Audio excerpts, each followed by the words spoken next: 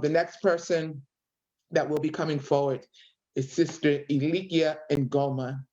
And she is the secretary of the Black is Back Coalition for Social Justice, Peace, and Reparations. And I just have to say the work that she does and her dedication and to that she puts into making things go smoothly, the dedication and the work she put into the webinars that we have, to the scripts, to making sure we have all of the information that we need is so important. And I cannot thank her enough for her tremendous contribution.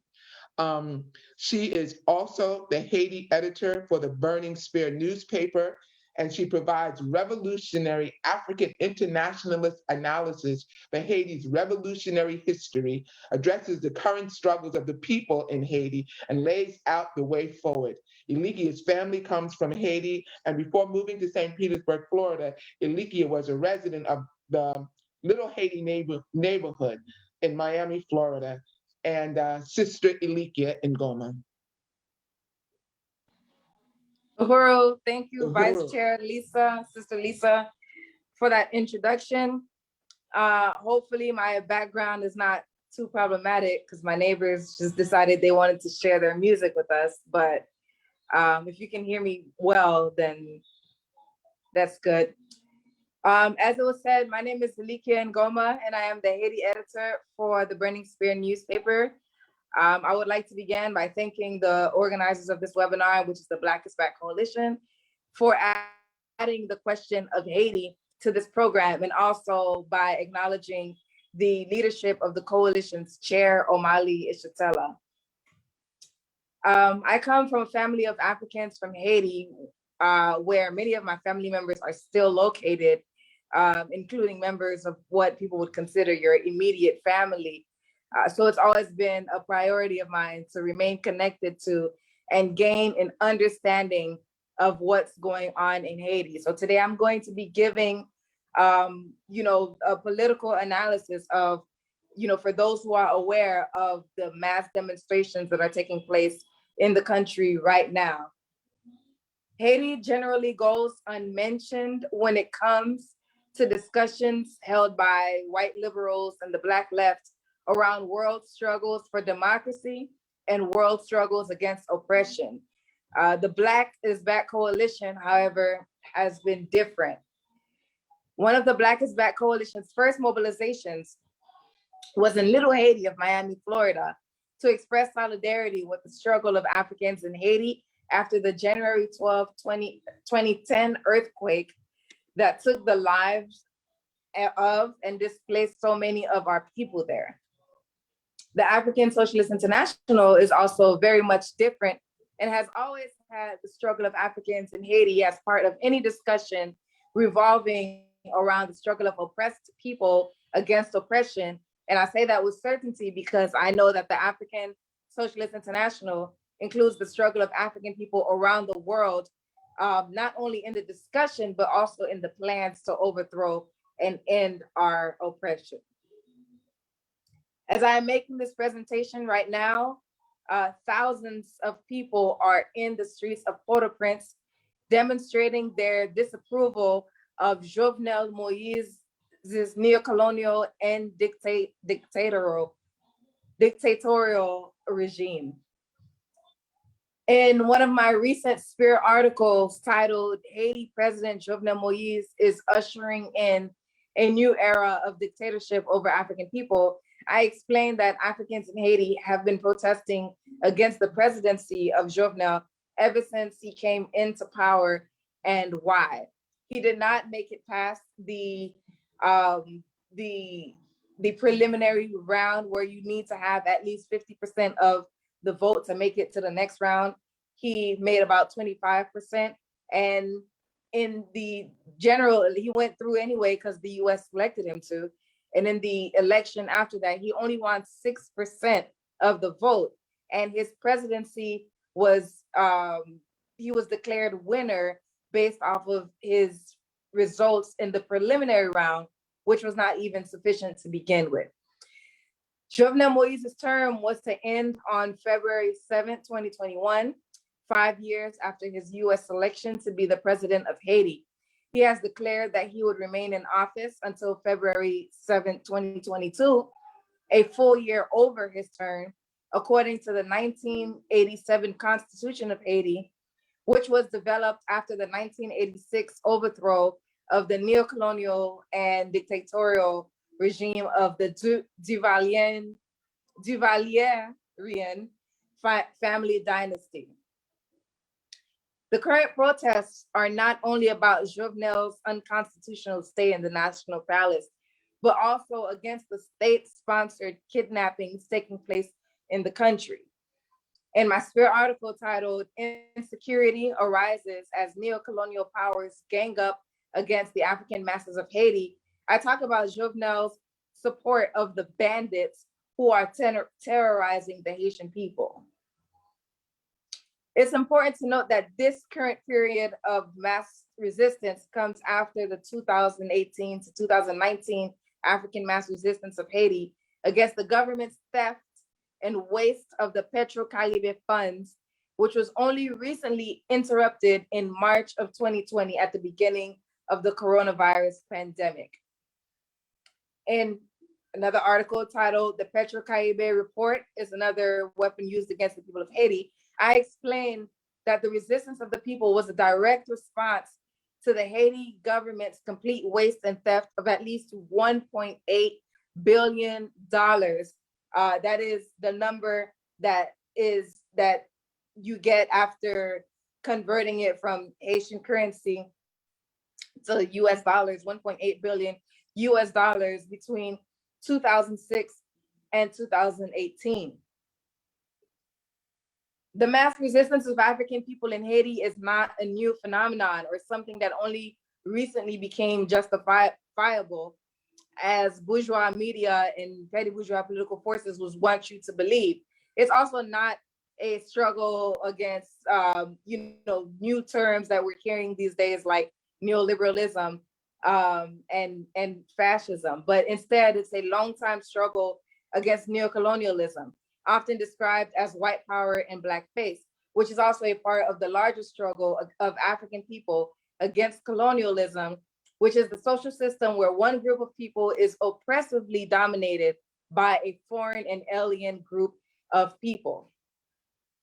Neocolonialism is when the colonialists use members of the colonized groups as their marionettes to continue their colonial rule over the colonized, except now it is just in a more hidden or indirect manner. So that is what Jovenel Moïse represents. That's what Michel Martelly represented, and Duvalier and many of the whoever they're going to install next will represent as well.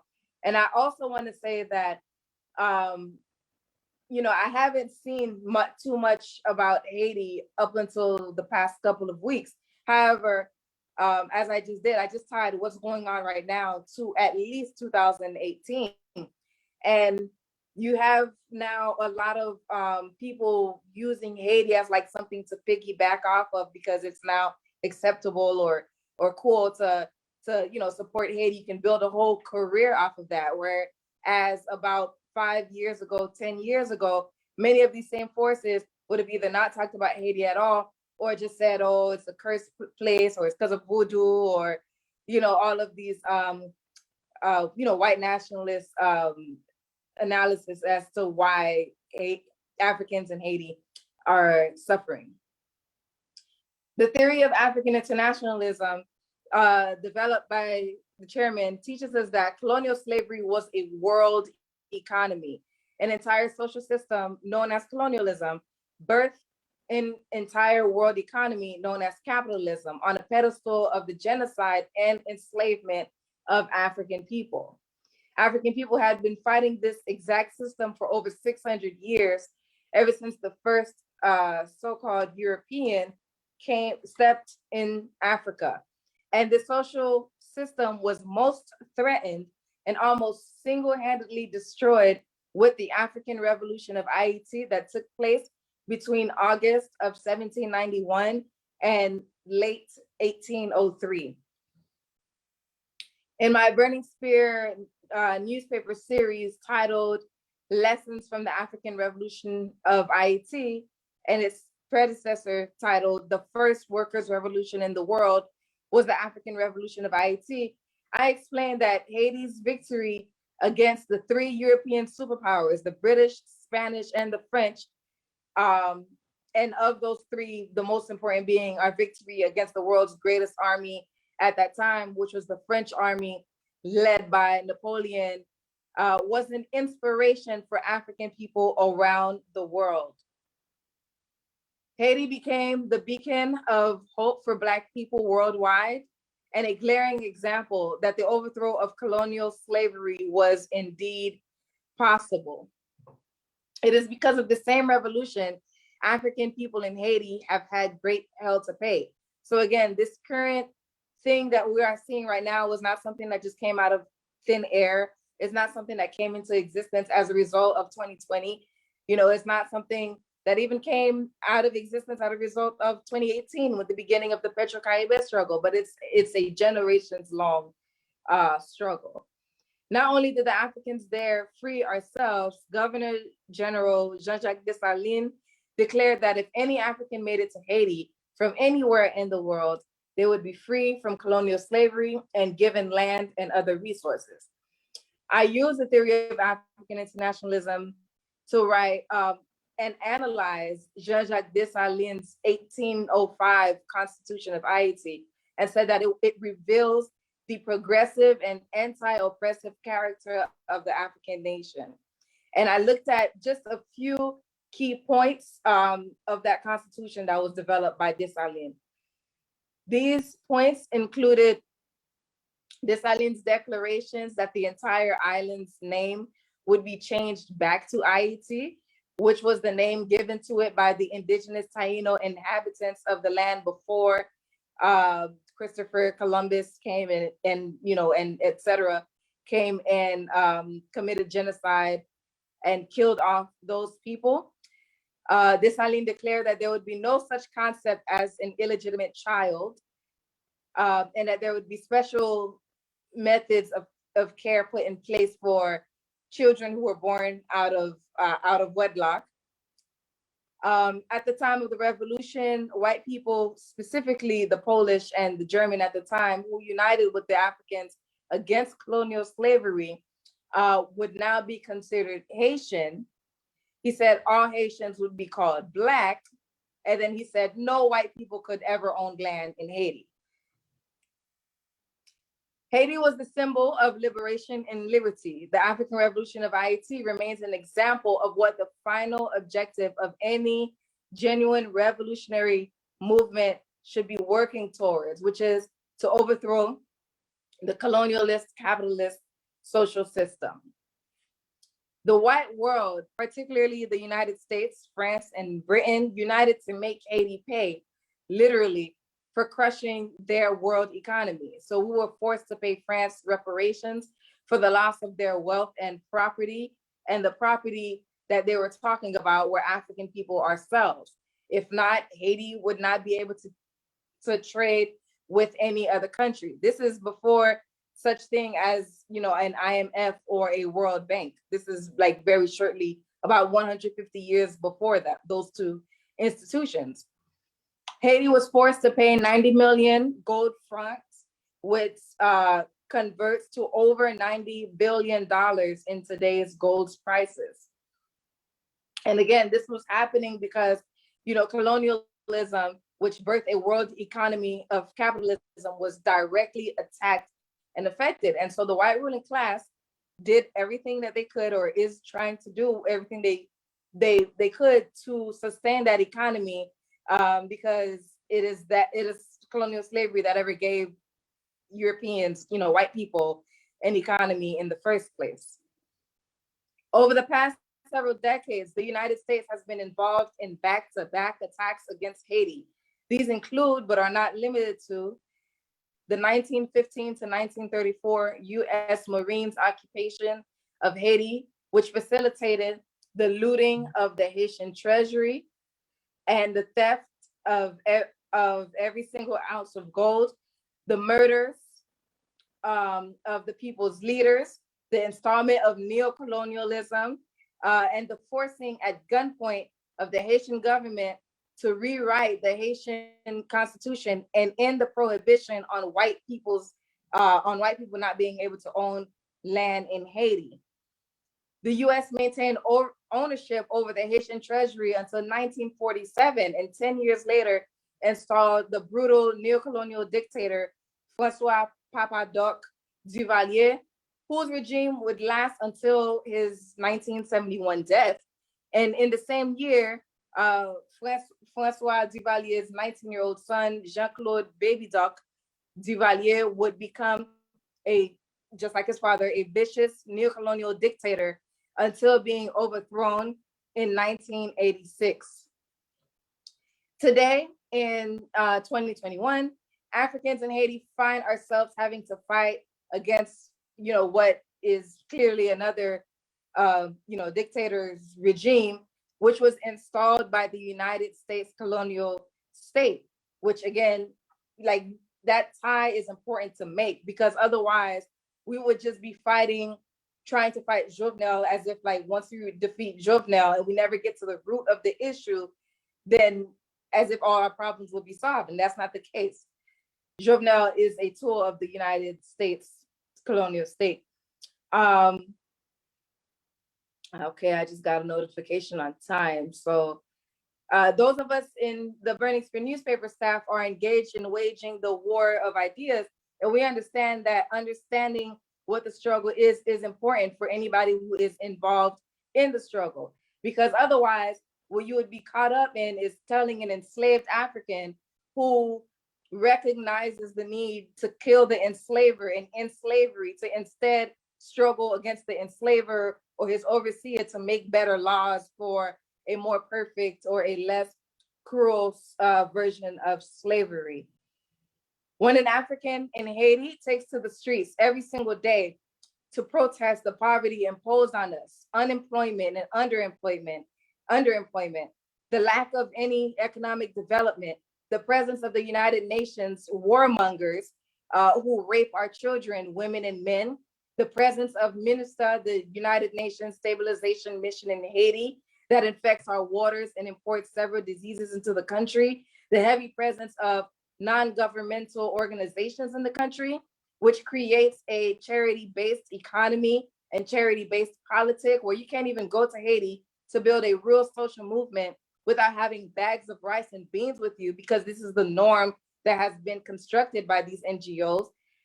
When they protest, who are only there to facilitate our oppression, when they protest the Catholic and Protestant churches, which has remained completely silent as our people have been victim to the state-sponsored kidnappings, murder and rape of our everyday people, murder of 22-year-old student Evelyn Sincere, murder of 5-year-old girl Osmina Jameis, doctors, lawyers, teachers, journalists, and etc., or any other form of our oppression. We are fighting the violent and vicious attacks of colonialism currently maintained through neocolonialism, and in this current period reflects itself through the regime of Jovenel Moïse. So I just wanted to go through all of that history to contextualize what we are seeing today, and say that the chairman developed the revolutionary theory of African internationalism that teaches us that revolution is the destruction of one social system and replacing it with another. It is not changes within a system, which is I'm ending, which is defined as reform, but instead we are in a fight for revolution. So the way forward for Africans in Haiti is tied directly to the way forward for African people around the world, which is to be a part of a single revolutionary struggle for the liberation of Africa and African people. I want to say, let me scroll to the end. In a January 1st, 2020 online broadcast titled Kubetet Bulekai, Lessons from the Haitian Revolution, held on the date of Haiti's independence as declared by Jean-Jacques Dessalines, the chairman said that just the same way that Africans in Haiti told Africans around the world, come to Haiti and you will be free, Africans around the world now has to say to Haiti, we will come to Haiti and you will be free. That is to say that we have to come together as a single African nation to fight this system of colonialism that has been plaguing our people for the past 600 years. And so to end, I want to call on all attendees of this webinar to support the Burning Spear newspaper, which provides African internationalist analyses for every single issue faced by African people in the world. I want to call on Africans in Haiti or from Haiti to join the African Socialist International and tie our struggle there to our struggle here and to our struggle everywhere. We raise up the revolutionary slogan of Jean-Jacques Dessalines, Coupe tête, boule caille, cut heads, burn houses, Uhuru, freedom in our lifetime, vive Haiti, vive Révolution, Uhuru. Oh, hurrah, my sister. Woo, they say teach, teach, teach. Wow, we're not going backwards, people. We're going forward. We're going forward. The Black is Back Coalition is here, and we're moving forward.